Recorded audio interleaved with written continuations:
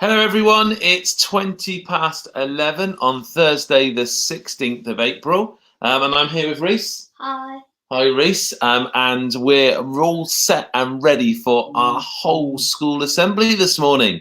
It'd be great to see who's joining us online this morning, see how many people are watching and what they're seeing.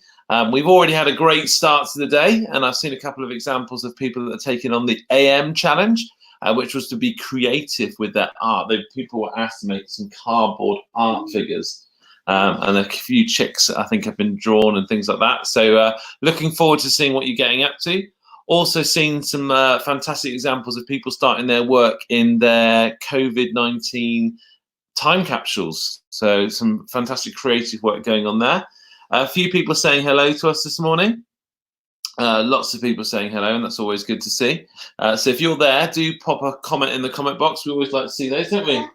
And see what we're up to. We've got a very special guest joining us this morning, and it gives me great pleasure to welcome them to our assembly. Let's see if I can put this up clearly. We're going to say good morning to Holly. Good morning, Holly. Hi. We've got Holly Hyde here, who is mum to Florence. Good morning, Florence. Good morning. And Holly, I believe you're going to share one of your passions with us, one of your skills. Yes, yeah. I thought it would be a nice thing to do. Oh, fantastic! Well, thank you very much. What is it that you're going to share with us today? Painting. Fantastic! Got a few behind me. It's something that I've done for most of my life, drawn and painted, and it's something that helps me a lot, and I really enjoy it. And the methods that I use aren't exactly conventional. So when most people think about doing paintings, they'll think about paintbrushes and, maybe you draw a picture first and then you colour it in with the paint. Well, I don't do those kind of things. I have implements here that I paint with. As an example, there's a fork and things like that. And so I thought it might be interesting to show my process because it's a little bit different. Oh, that'd be absolutely brilliant. And we've got some pictures behind you there, and I think I've got some of the. Yeah. Would you like to share some of the ones that you've done before? Yeah, sure. Yeah. Okay, so I can do that. Give me a second, and we'll put those up on the screen. These are ones that you shared with me in advance. A bit of a Blue Peter moment here. One earlier. Do you want to talk us through these? Yeah, so this was the most recent painting I did. Most of my paintings that I've been doing at the moment, I'm repainting over pictures that I just didn't like, that didn't really quite work. And so this one, I've painted over a painting that I didn't like. And I let the paint do what it wanted to do. There's contrast in there. There's a white background and contrast from the blues and the oranges, and yeah, possibly might be inspired by the current COVID-19 situation. There's a circle in the middle that might look a little bit like the virus, so I don't know. Cool. This is one. You can see it's a completely different style. The lines are a lot smoother with this one, and that's because I've used a different paint. The previous one was with acrylic paint, which dries really quickly, so you have to work really quickly with it. This one is done with oil paints, and they take days and days to dry, which means that you can be a lot more careful and take a lot more time blending the colours and making the lines really clean and smooth. So that's that one. This is another one that I've done recently. I did that actually at the same time as the first one. Again, painting over on a canvas that I didn't like. I actually painted this one upside down.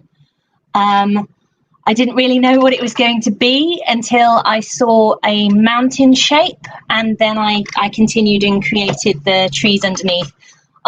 This was acrylic as well. After it had dried, I went over the outlines with charcoal just to give it a bit more definition. So the opposite way round of drawing a picture and then colouring it in with paint. I painted the picture and then drew around it to make the definition there. Fantastic. And this is one of my favourites. I don't know why. It sort of reminds me of the 80s, I think, a bit like what I'm wearing now. This is my painting clothes, by the way. It's not a fashion statement. Although perhaps I secretly might want it to be. Yeah, so this was, I was experimenting with the style that I was just kind of throwing everything on the canvas. And the lines that look a little bit like mountains were made with sticks. I just put sticks on the painting, and I think you can see lots of red lines on there as well. I just basically hit the painting with sticks, and that's what happened. I love about that. I think different people looking at it will get different things. I think that's a wonderful thing about art. Yeah, exactly. People often ask me what my paintings are of, and very, very rarely they're of anything. Apart from this one is Enceladus, which is one of Saturn's moons. And I did this using spray paint.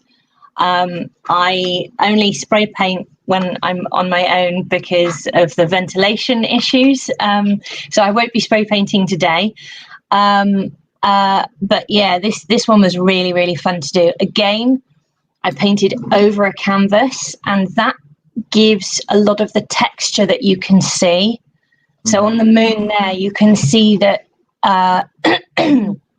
what looks like craters. That's just a total accident. I didn't plan it that way at all. But when you spray paint over it, it picks up all the texture from the previous painting. That's one of the rare ones where I've actually painted something. Again, this one sort of takes a mixture of things. I had a picture in my head of the sky, of the purple sky with the rainy clouds and going over a forest, and so I sort of roughly had a picture of that one in my head before I painted it. It's just acrylic, that one there. That's fantastic. Thank you. We've got a few people saying hello this morning. We've got the Scots that are saying hello. Hi. We've got Mrs. Thomas saying hello, saying that she's busy sorting photos out for the Year 4 Leavers book. Wow. We've also got Oscar and Kalani saying hello, and said that she wants to make a poster. So thank you for saying hello, guys. So I think you're going to give us a live demonstration now. Is that right? Mm-hmm. Yes, I am. So you can type those in the comment box, and we will call those out to Holly. Right, so I shall stand up now because I can't paint sitting down. I have to stand up. I'm going to move the camera down now so that you can see what I'm doing here. I've got a painting. As I mentioned, I generally paint over paintings that I don't like. This is a really, really old one. It was actually my first attempt at what I would call an abstract painting. And it's rubbish, and I don't like it. And I've had it for years and years and years, and I've only just decided to paint over it. So my first step is to take some white acrylic and I'm ready for this. Squirt it all over the painting. There's several reasons why I enjoy painting so much. Not just because of what it feels like and what it looks like and the process of it, but also what it sort of symbolises. This painting that I'm painting over now was a mistake. It was a way for me to learn how to paint. When I first started it, I had an idea and a picture in my head of what I wanted to create, but I was unable to create it. I was unable to put the picture in my head onto the canvas in a way that I liked. But I kept it for a really long time, maybe about 6 years, maybe longer. I don't know, it might have a date on it. I think it says 2012. Let's So I don't know what maths is that. 8 years. 8. I can do maths. So I kept it because it was my first one, and it sort of reminded me of how I started. But it serves no purpose as an actual painting anymore. I don't need to be reminded of where I started because I've done so many paintings in this style now that I'm confident I know how to do it. I'm now just going, I'm scraping the paint all over this just to completely cover it up, and I'm going to paint the edges as well. That's one thing I didn't do on this first one that I have learnt, is when you do this, paint the edges right at the beginning. I'm not sure if you can see this very well. Paint the edges at the very beginning, and then you don't have to go back. So the thing about the process that I use when I paint is that mistakes are important. That's how we learn. And so when I'm doing all these paintings, I'm sort of reminding myself that even though at the time things might seem like they're not working out, actually later on you might find that you've learnt something really important. And so you can see, I just got paint in my hair. So I've got no idea what I'm going to paint, by the way. I did think maybe I'll paint a forest scene, maybe I'll do some mountains or something, but I don't know. I've got a bit too much paint on here now. Just going to have a look and see if I can see anything on the canvas. You can see the texture from the previous painting coming through, which is actually really nice.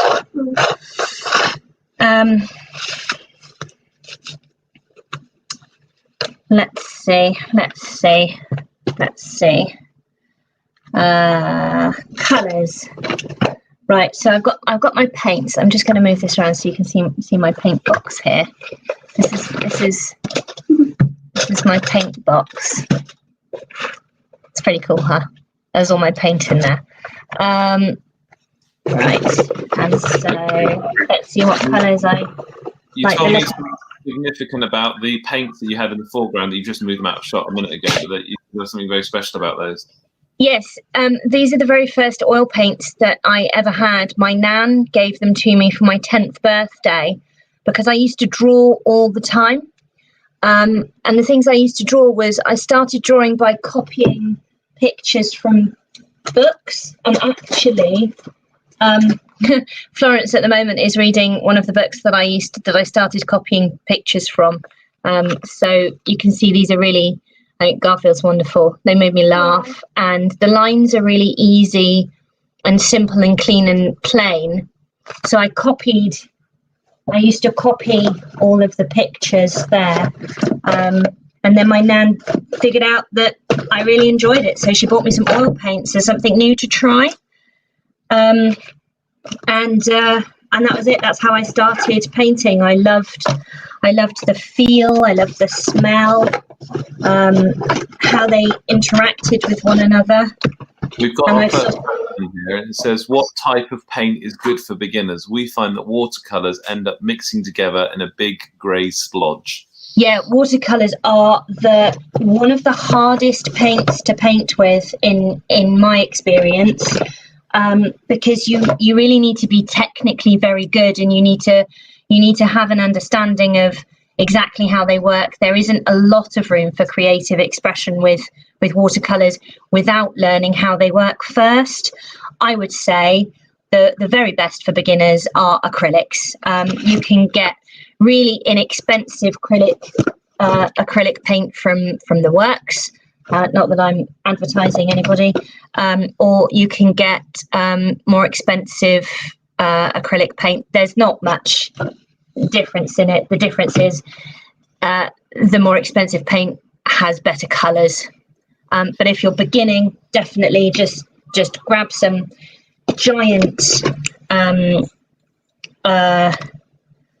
what's that? What am I doing? Paint. grab some giant pots of paint and just squirt it on the thing and splodge it around with stuff and see what happens. I've no idea what I'm doing now, by the way. I just picked up this colour because I liked it. I had it in my hand and I realised I needed to start putting the paint on the canvas. This is a palette knife. And there's another question here that says, have you ever done any water painting, and what is your favourite painting you have done? And there's another question, what is your favourite artist, from Lexi? My favourite artist is Monet. I really like Monet. I love the colours that he used. I love the style of how he makes an idea of a picture, an idea of a shape, and your brain has to sort of make the lines rather than it being specific. Have I done a water painting? If you mean watercolor painting, yes, I have. I have. I don't have any to hand because they're all put away, but I have. I did really enjoy it, actually, but for my style of what sort of suits my personality best is a bit more chaotic and a bit more sort of big lines and lots of strong movements, and so watercolors for me involve a bit too much thinking. Really cool, thank you. And what was the other part of that question? I forgot. Do you have a favourite painting? A favourite painting. A favourite painting. Yeah, I think probably the Water Lilies by Monet. I really love that one. Unless yeah, watercolours. Water lilies. Kalani says, I have painted a rainbow in acrylic. Acrylic can be thick and thin if you use water. It was fun. They were my daddy's paint, she says. Great. And Indy says, I like to paint with my watercolors. So that's nice to hear. Great. What's happening now? What are you using there? So this is all acrylic. Yes. So I've got my palette knife here. You're probably supposed to wash them, but again, this is one of the things that I really love about painting is that it doesn't matter because it's still putting the paint on the canvas. Fine. It's completely. I don't know if I've ever washed this. It's covered with paints from like 8 paintings from about 3 years ago. I don't think you've cleaned any of that. No. I haven't, Flo, and that's the thing that I really like about it is you don't have to be perfect; it still works. I've just drawn. I don't know if I can turn this around. I've just drawn a couple of trees in the pink paint because I did some lines and I like nature, and it's turned into trees there. And now I can see some lines here, and I can see a bit of a picture forming. So I'm going to choose a colour that goes with the pink. That's purple. And I think what I might do with this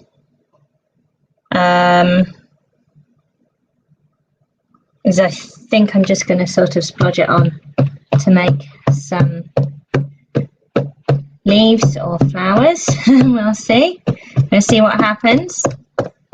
I may not be able to finish this by the time the assembly is over, but I will continue to paint and I'll let you know, and I'll show you the finished article if I don't manage to finish it. Now, because they're all a bit splodgy, I'm going to take this really dirty sponge and I need to get it wet first. I've just got some water here. I use water a lot. Very much about experimenting, isn't it?